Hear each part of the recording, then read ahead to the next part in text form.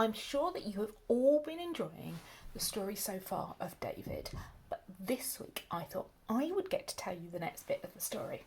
So, we had left it last week that Saul was still king, but he wasn't following what God wanted. But David was, and David knew that one day he would be king, and the people knew that David was really the person everybody was following, not Saul. But David did what God said, which was to leave Saul alone, and even though he could have killed Saul, he didn't.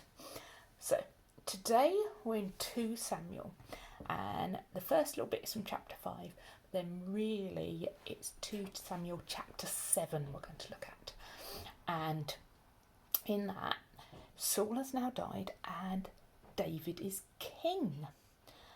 And David lived in this lovely picture palace here, we can see here, where he had lots of nice things and everybody looked after him really well, and it was a beautiful place to live, and yeah, it was just like the best place ever to live. So whatever you think is the best place to live, that's what this was like.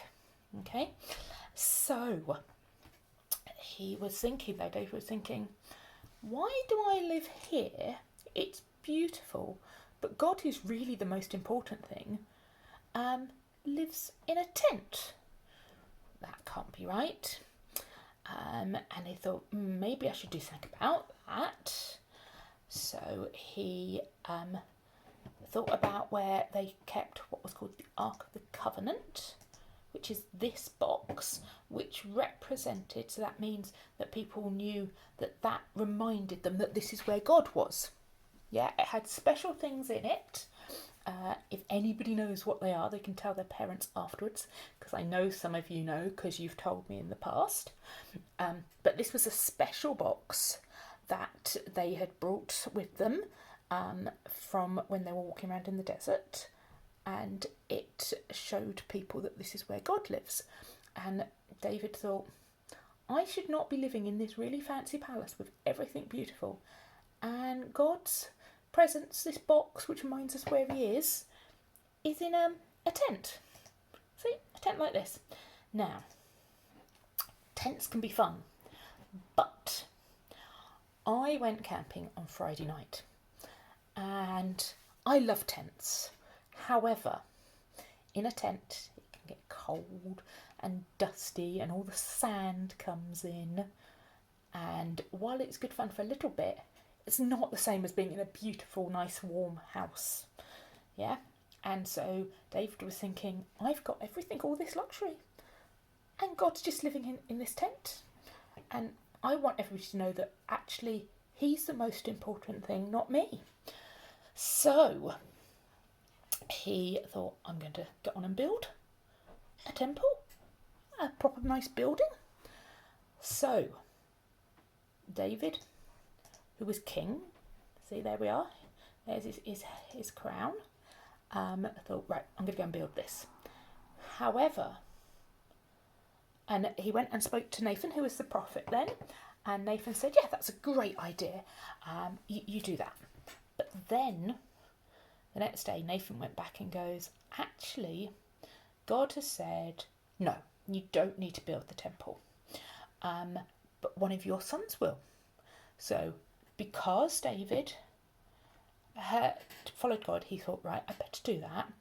But God promised to him to make David's name great, to look after his people in the land and protect them from their enemies. He also promised to make sure someone from David's family would always be on the throne of Israel. See? So this is David's crown to remind them that David is king. Now, there was, for a while, different kings, some of which were good and some which were bad, one of which did quite a lot for the temple building, but the most important thing was about the people, not the place. Now, most of you, in fact, I think all of you, will know the story of Jesus being born in Bethlehem. Now, the reason he had to go to Bethlehem was because he was of the line of King David, and he is the real king, the most important. person. So I find the picture here. So this is to remind us that Jesus is the real king, and so unlike all the kings before him, Jesus, he didn't sit in a big palace and wear the big gold crown like the J on it here. He had what was called a thorn of crowns, which you can see there. But Jesus, unlike all the other kings who died, he rose again and ascended into heaven, and he's going to rule forever. And so that's the most important thing to remember, is David knew that he had to follow God, but he was only going to be king for a little while. But the real king of everything, Jesus, was going to come later and save us all.